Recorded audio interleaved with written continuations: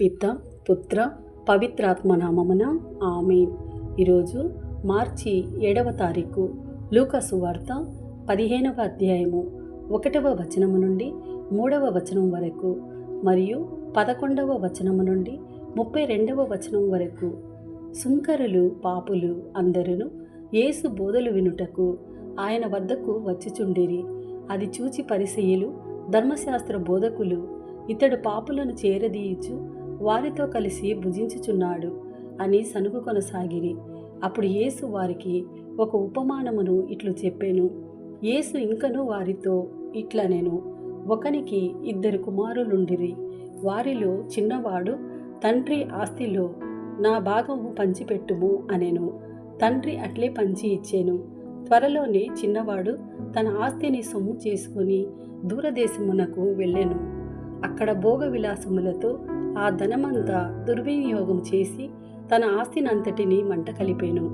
అప్పుడు అచ్చట దారుణమైన కరువు దాపురించుటచే వాడు ఇబ్బందులు పడెను. అందుచేత వాడు ఆ దేశమున ఒక యజమానుని ఆశ్రయింపగా అతడు వానిని తన పొలములో పందులు మేపుటకు పంపెను. వాడు పందులు తిను పొట్టుతో పొట్ట నింపుకొన ఆశపడుచుండెను, కానీ ఎవరను ఏమీయూ ఇవ్వలేదు. అప్పుడు అతనికి కనువిప్పు కలిగి తనలో తాను ఇట్లనుకొనెను, నా తండ్రి వద్ద ఎందరో పనివారికి పుష్టిగా భోజనం లభించుచున్నది, కానీ నేనిక్కడ ఆకలికి మలమల మాడుచున్నాను.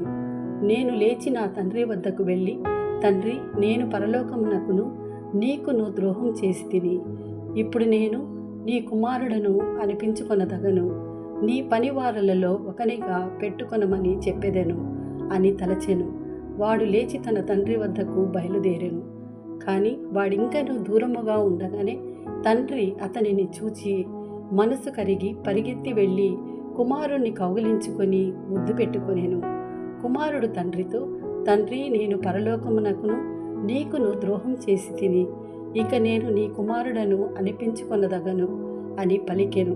కానీ తండ్రి సేవకులతో, త్వరగా వీనికి మేలి వస్త్రములు కట్టబెట్టుడు, వేలికి ఉంగరమును కాళ్లకు చెప్పులను తొడుగుడు, క్రొవ్విన కోడెదూడను వధింపుడు, మనము విందు ఆరగించి వేడుకలు చేసుకొందుము.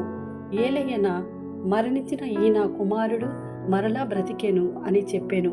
పిమ్మట వారు విందు చేసుకొనసాగిరి.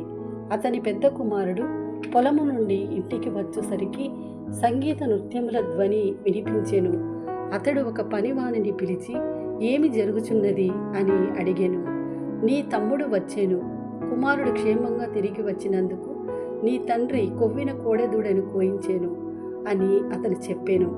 అందుకు అతడు మండిపడి లోపలకు అడుగు పెట్టుటకు ఇష్టపడకుంటెను. తండ్రి వెలుపలకు వచ్చి అతనిని బ్రతిమాలసాగెను. అందుకు అతడు తండ్రితో, ఇదిగో, నేను ఇన్ని సంవత్సరముల నుండి నీ పని పాటలను చేయుచున్నాను, ఎన్నడూ నీ ఈ ఆజ్ఞను మీరి ఎరగను. అయినా నేను నా మిత్రులతో విందు జరుపుకునుట నీవెన్నడూ ఒక మేకపిల్లనైనను ఇచ్చి ఉండలేదు. కానీ నీ సంపదను వేశ్యలతో పాడు చేసిన ఈ నీ కుమారుడు తిరిగి వచ్చినంతని వాని కొరకు నీవు క్రొవ్విన కోడదూడను కోయించితివి అనెను. తండ్రి అతనికి ఇట్లు బదులు చెప్పెను, కుమారా, నీవు ఎల్లప్పుడూ నాతో ఉన్నావు, నాకున్నదంతా నీదే కదా. మనము విందు జరుపుకొని ఆనందించుట న్యాయము. ఏలన చనిపోయిన నీ తమ్ముడు తిరిగి బ్రతికెను, తప్పిపోయిన వాడు మరలా దొరికెను. ఇది ప్రభుని వాక్కు. సర్వేశ్వరునికి వందనములు.